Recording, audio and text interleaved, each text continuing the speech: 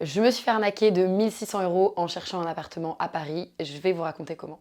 J'ai cherché un appart pendant des mois et j'ai eu une annonce d'un appartement super mais réaliste quand même. J'ai contacté l'agence. J'ai pas du tout eu de doute parce que quand j'ai téléphoné, c'était un 01 où il y avait un standard, par exemple composer le 1 pour la gestion locative, le 2, etc. Et ensuite, c'est un agent qui, lui, m'a recontacté pour savoir quel était mon dossier, mes garants, etc. Et donc après, on a convenu d'une visite 4 jours plus tard. Quand je suis arrivée à la visite, du coup, il descendait juste avec une personne à qui il avait fait visiter juste avant. On a visité l'appartement. Il y avait un détail dans l'appartement, c'est les salles de bain imitation marbre. Et il y a plein d'annonces sur le Bon Coin qui sont des salles de bain comme ça et qui sont tout le temps des arnaques. Je lui dis en plus pendant la visite, ah c'est marrant, souvent les salles de bain comme ça, on dirait des arnaques. Il me dit, ah bah non, comme vous voyez, je suis bien là, on fait bien la visite. À la fin de la visite, il me dit d'envoyer mon dossier si je suis intéressée, ce que je fais directement. J'avais fait un dossier avec une page de couverture, des photos, etc.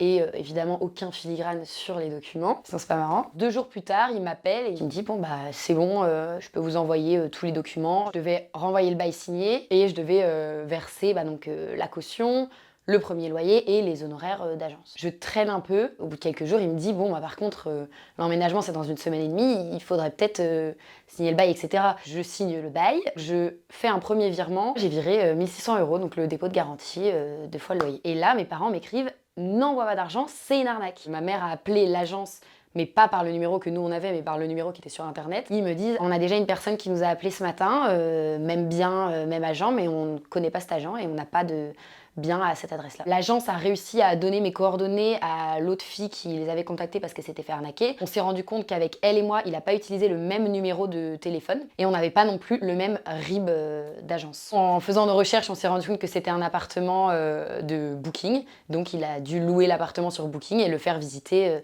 à je ne sais combien de personnes et arnaquer je ne sais combien de personnes. J'ai rappelé ma banque pour essayer de faire un rappel du virement, mais ça n'a pas abouti. Parce qu'il n'y avait pas le solde suffisant sur le compte. Bah oui, il a retiré l'argent directement. Là aujourd'hui, ils ont mes documents, ils ont les documents de mes parents. Donc en fait, ils vont sûrement louer un prochain appart sur Booking avec mes documents, ouvrir des comptes bancaires avec les documents de mes parents ou des autres personnes qui se sont fait arnaquer, et ainsi de suite, et ainsi de suite. J'ai déposé plainte quelques jours plus tard, j'ai une photo de cette personne, l'annonce, les informations, j'ai les RIB, j'ai tout. À ce jour, j'ai pas de nouvelles de la plainte, ça fait 2 mois, mais ils m'ont bien dit qu'il y avait très peu de chances qu'ils l'attrapent. Si même quand on a visité l'appartement, signé le bail, reçu les RIB, etc., on peut plus croire que c'est vrai, je sais plus quoi dire.